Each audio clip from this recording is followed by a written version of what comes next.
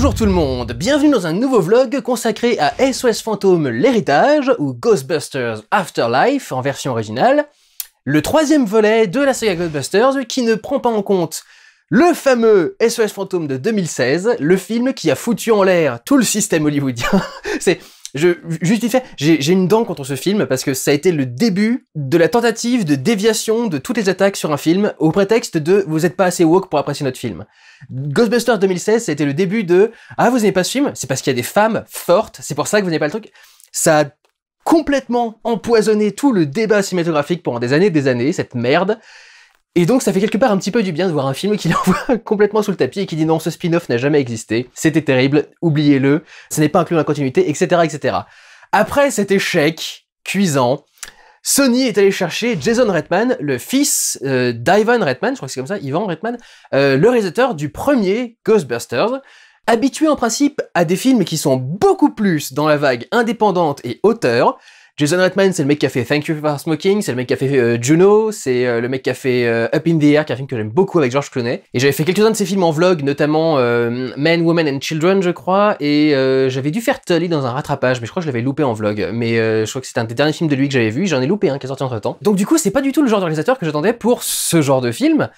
Et j'étais très surpris de le voir choisi ici. Alors effectivement, comme c'est le fils du réalisateur du premier film, je me dis bon, il y a un sens quelque part, mais d'un autre côté, tu dis c'est pas son style de film. Donc j'avais quelques appréhensions sur quelques questions sur comment est-ce qu'il allait s'en sortir avec le truc. Appréhension est un gros terme parce que, je le rappelle, au cas où vous n'auriez pas vu mon vlog sur le Ghostbusters 2016, je n'aime pas Ghostbusters. Je n'ai jamais grandi avec quand j'étais petit. Mes frangins aimaient beaucoup Ghostbusters, ils avaient tous des espèces de bibelots et des machins et des produits dérivés Ghostbusters avec le logo dessus. Je savais que c'était très populaire, mais j'ai jamais réussi à rentrer dedans. Quand j'étais petit, je crois que je les ai vus de loin. Et en fait, c'est uniquement adulte que j'ai découvert le film. Je bossais à Micromania, donc comme vous le savez peut-être, et à un moment, on s'est mis à vendre des Blu-ray à Micromania, et on a eu Ghostbusters qui est arrivé. Non, c'est pas ça, c'est qu'il était il était offert avec le jeu vidéo qui était sorti sur PS3, Xbox à l'époque, 360. Il y avait une édition spéciale avec le jeu et le film en Blu-ray, et du coup, j'ai emprunté le film en Blu-ray et je l'ai vu pour la première fois quand j'étais un peu plus adulte. Et je suis pas du tout rentré dedans, c'est pas mon kiff, c'est pas mon délire, j'ai pas trouvé ça drôle, j'ai pas trouvé ça sympa. C'était créatif, mais la plupart des trucs je les connaissais déjà parce que c'était un peu rentré dans la culture populaire, notamment le Gozer, le fameux démon final. Et le reste, j'ai pas trouvé ça particulièrement kiffant, les gros chiens, les gros machins, je trouvais pas ça génial. Et même le pack proton, le protopack, je sais même plus comment, je connais même pas les termes. J'ai pas trouvé ça oufissime, quoi. J'étais pas en admiration devant le film, quoi. J'ai pas trouvé ça extraordinaire. Donc voilà, je ne suis pas un énorme fan des deux films d'origine.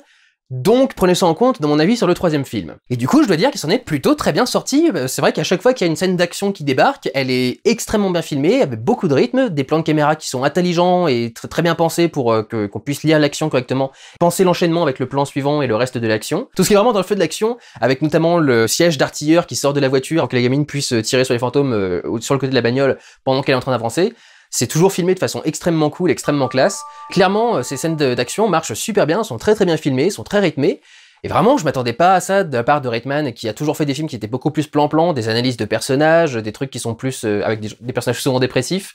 Et je m'attendais pas à ce qu'il soit aussi doué pour faire du divertissement. Et pour le coup, il est ultra doué pour faire du divertissement. Vraiment, j'arriverais pas à savoir, en sortant de ce film, que le mec n'a jamais fait un film de divertissement ou d'action avant ça, quoi. Vraiment, il y a une parfaite maîtrise, une maestria, c'est très bien fait, très bien pensé. Donc je ne peux qu'applaudir et apprécier. Bravo Jason Reitman, tu as fait hommage au travail de ton papa. Peut-être que papa a aidé aussi, je sais pas. Ce troisième film, donc, se situe un peu à la campagne, c'est pour ça que j'ai sorti ma chemise qui faisait la plus campagnarde. J'ai retrouvé ça dans un vieux truc, des vêtements que j'utilisais plus, j'avais mis dans un coin, j'ai retrouvé une petite chemise à carreaux, allez, pourquoi pas. Donc oui, ça se passe à la campagne puisque l'un des membres originaux des Ghostbusters est parti vivre à la campagne après que le groupe original se soit séparé et il est mort récemment et à sa mort on contacte sa fille dont il est resté étranger toute sa vie pour lui dire que du coup elle a hérité de ses propriétés, notamment sa maison.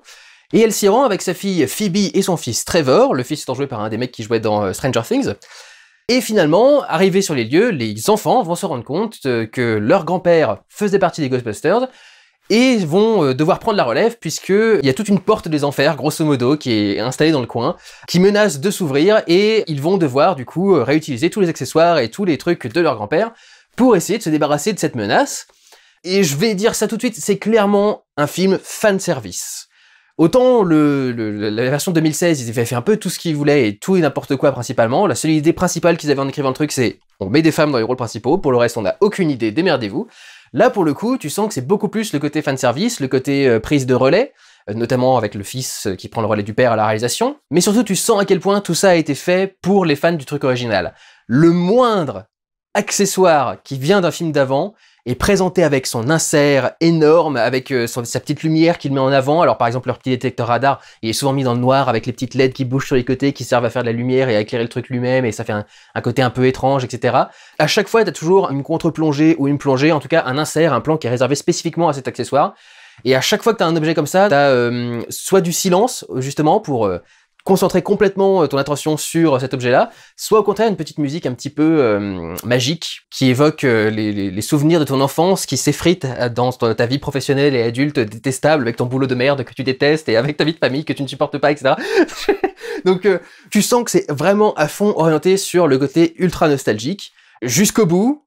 Je vais pas faire de spoiler, mais on va dire jusqu'au bout, tout court. Je pense que ceux qui auront vu le film comprendront pourquoi je dis ça, et les autres auront la surprise, du coup, au fur et à mesure que le film avance.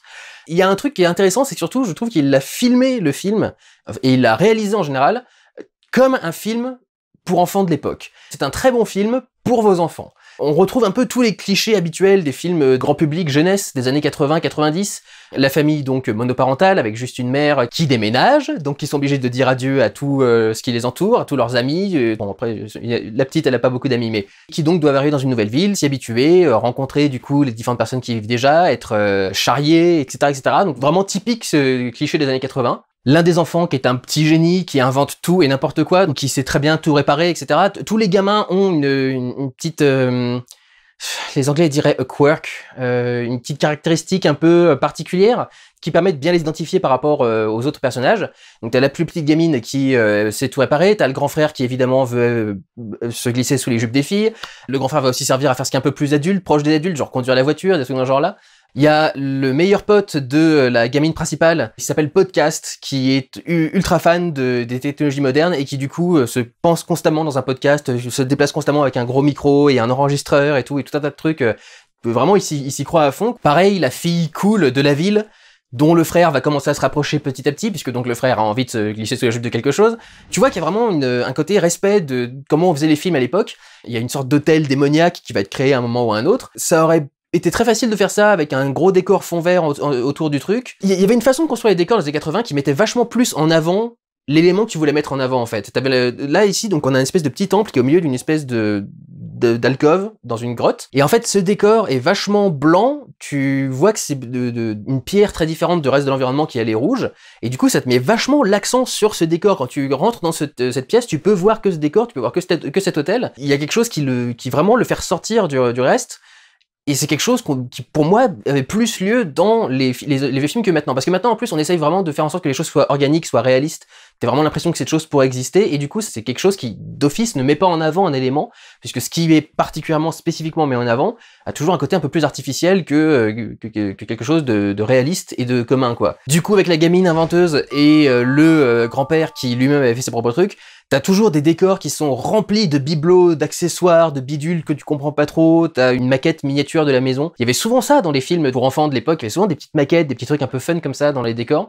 Des lieux qui sont remplis d'écrans d'ordinateur, de différents vieux trucs avec des LED un peu partout qui brillent dans le noir. Les décors sont très riches, sont très chargés, et c'est ça vraiment, au niveau des décors, il y a quelque chose qui fait vraiment penser à des décors tels qu'on les faisait dans les années 80, jusqu'à comment est-ce qu'on accessoirise le décor, comment est-ce qu'on le remplit, comment est-ce qu'on le rend un peu vivant, et en même temps on respecte le côté un peu farfelu des personnages et de ce qu'on est en train de raconter.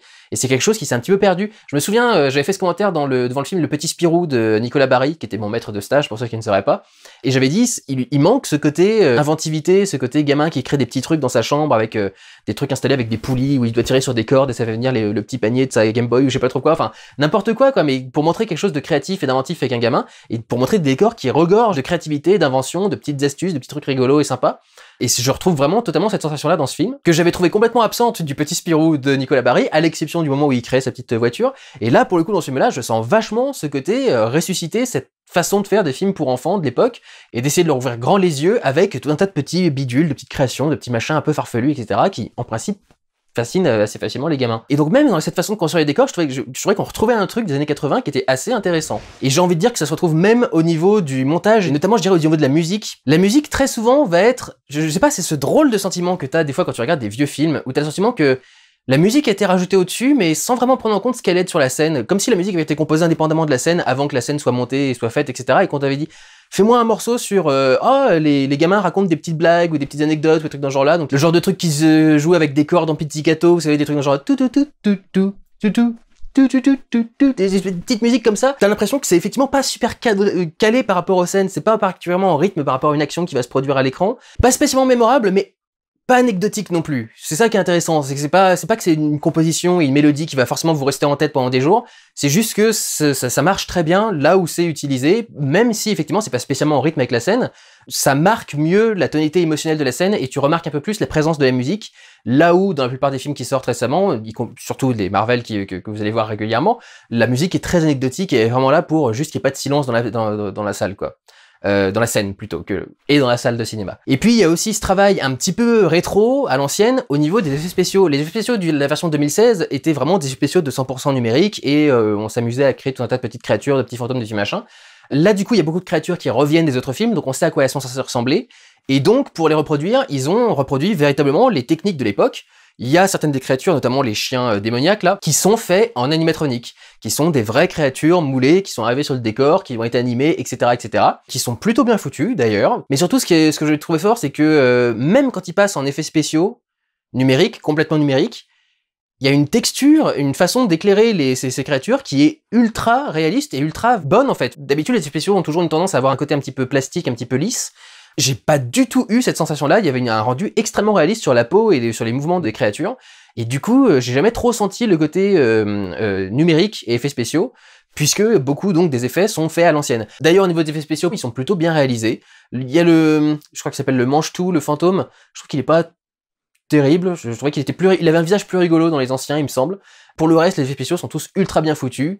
Faut pas avoir peur, c'est pas un film ringard et rétro non plus. C'est tourné de façon très moderne, les plans sont très jolis, très bien composés, il y a des très beaux plans sur des vastes paysages, parce qu'ils sont vraiment paumés au milieu de la campagne. Donc dès que tu fais un plan large sur ce genre d'environnement, t'as un sentiment de grandiose et de démesure qui est assez ouf. Notamment quand tu essaies d'y rajouter certains éléments de référence, par exemple juste filmer une petite voiture qui est sur une toute petite route au milieu de toutes ces collines de partout, avec un soleil un petit peu couchant, ça fait des plans qui sont magnifiques. Il y a un jeu qui est sympa il y a une tour à grains, un silo à grains ou un vieux truc qui a été construit il y a des années, qui est en train de dépérir sur le bord de la route. Mais du coup, c'est la seule construction verticale dans un environnement qui sinon est entièrement construit à l'horizontale, même s'il y a quelques petites collines et c'est plutôt plat. Donc quand t'as d'un seul coup cette espèce de colonne de bois posée au milieu du truc, ça ressort vachement et du coup ça rend ce truc vachement iconique. Et il y a une façon d'utiliser comme ça des éléments intéressants du décor, le logo du diner dans lequel il y a un des gosses qui va travailler, la montagne au loin dans certains plans, etc. Il y a quelque chose qui du coup rend assez grandiose et assez intéressant. J'aime beaucoup le petit buggy sur lequel ils ont inséré le piège à fantôme. L'effet rend super bien en fait. Le fait d'avoir cette petite bagnole juste devant la grosse qui avance toutes les deux en même temps. En plus, il y a un moment, par exemple, où ils vont s'arrêter devant l'image et la grosse bagnole et la petite bagnole vont toutes les deux faire un dérapage sur le côté sur les pneus et vont arriver avec le même angle devant la caméra. Mais il y a la toute petite en bas et la grosse à côté. Il y a un côté assez intéressant qui marche bien, qui évoque aussi d'ailleurs quelque part l'idée de descendance. La grosse voiture c'est la maman et puis la petite voiture c'est le fiston. J'ai peut-être un truc à lui reprocher, c'est qu'il utilise un petit peu toujours le même gimmick, parce que c'est beaucoup utilisé dans le côté mise en avant, mise en exergue de la nostalgie et des vieux trucs, etc.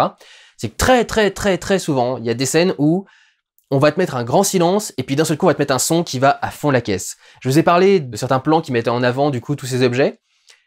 À chaque fois qu'il y a un de ces objets à l'écran, tu vas avoir un personnage qui va les activer et on va mettre l'accent à fond sur le bruit.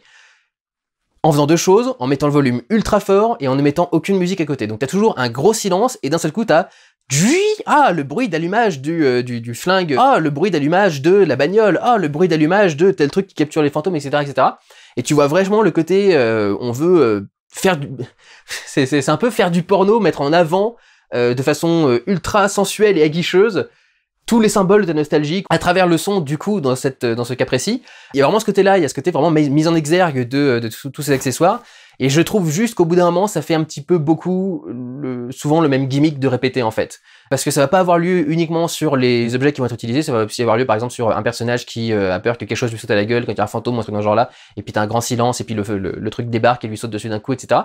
Donc c'est fait un petit peu souvent réutilisé, donc j'ai eu du mal avec le retour de cette technique-là. Mais en dehors de ça, je dois avouer que Il n'y a pas grand-chose de mauvais à dire sur ce film. Je suis plutôt satisfait de ma séance, même si j'aime pas du coup la saga Ghostbusters. J'ai senti une énorme différence par rapport au film de 2016.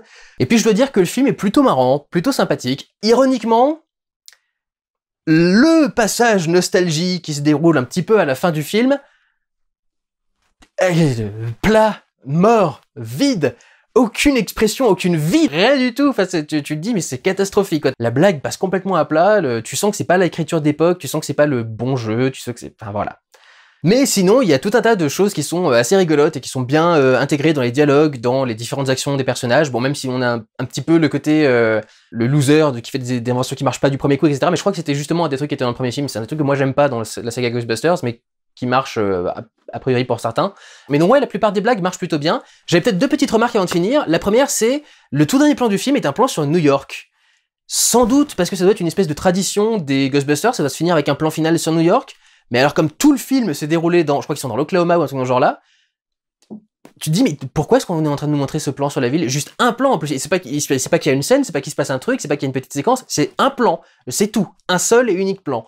Et tu vois ce truc alors que le film d'avant n'a rien eu à voir avec, et tu te dis bah ça fait bizarre du coup ce plan de fin, enfin c'est pas cohérent, enfin il y a un truc qui va pas. Donc voilà, je trouvais que ça marchait pas trop.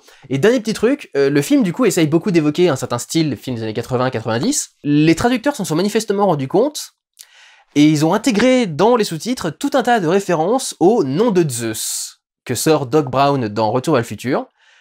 Le truc, c'est qu'en version originale, ils font pas du tout sa réplique, ils font pas du tout sa façon de jouer, donc il n'y a pas de référence dans Retour vers le futur, c'est eux qui l'ont rajouté dans les sous-titres. Et je trouve que ça sert à rien, parce que c'est la seule référence à une autre licence. On parle pas d'autres films, on parle pas d'autres trucs culturels, etc. On parle juste de Retour vers le futur dans les sous-titres. Donc j'ai pas compris pourquoi est-ce qu'ils avaient pris ce délire dans les sous-titres. Mais c'est à peu près un des seuls vrais gros reproches que je peux faire, quoi. Donc voilà, si vous êtes un énorme fan de Ghostbusters et que vous aviez un petit peu d'appréhension, je vous encouragerais plutôt à aller voir ce film. Ça rend plutôt très cool et très classe, il y a moyen que vous passiez un bon moment. Voilà, prenez soin de vous, allez voir des films. Ciao!